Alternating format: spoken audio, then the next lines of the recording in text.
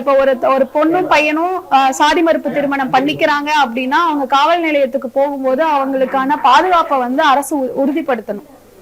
அவங்களுக்குன்னு தனி வீடு எடுத்து கொடுத்து பாதுகாக்கணும்.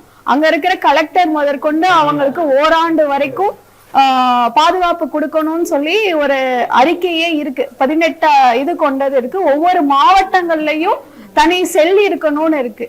தனி மொபைல் நம்பர் கொடுக்கணும். இது மாதிரி யாராவது போன் பண்ணி எங்களுக்கு பிரச்சனைன்னு சொன்னா அவங்கள பாதுகாக்கிறதுக்கு ஒரு செல் நம்பர் இருக்கணும் அப்படின்னு எல்லாம் இருக்கு.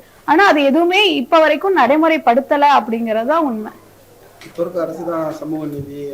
ஆமா, இப்ப இருக்கிற முதல்வர் ஸ்டாலின் தான் சில ஆண்டுகளுக்கு முன்னாடி நான் எங்களோட வழக்கு தீர்ப்பு வெளியில வரும்போது கௌசல்யாவுக்கு துணை நிற்போம், ஆணவ படுகொலைக்கு தனி சட்டம் இயற்றுவோம் அப்படின்லாம் சொன்னாரு.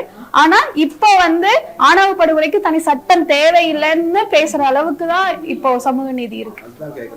அரசு வந்து உங்களுக்கு என்ன கோரிக்கை வைக்கிறீங்க? அதான் தனி சட்டம்.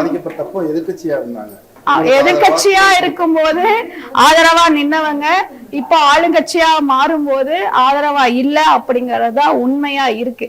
அவங்க கிட்ட சங்கரோட வழக்கே இப்ப சுப்ரீம் கோர்ட்ல இருக்கு. அத வந்து விரைவுபடுத்தி நடத்துங்கன்னு சொல்ற கோரிக்கையே வச்சு நாங்க கூட்டமே இப்ப அவ்வளவு கூட்டங்கள் நான் நடத்திட்டு இருக்கேன். ஆமா, செவி சாய்க்கல.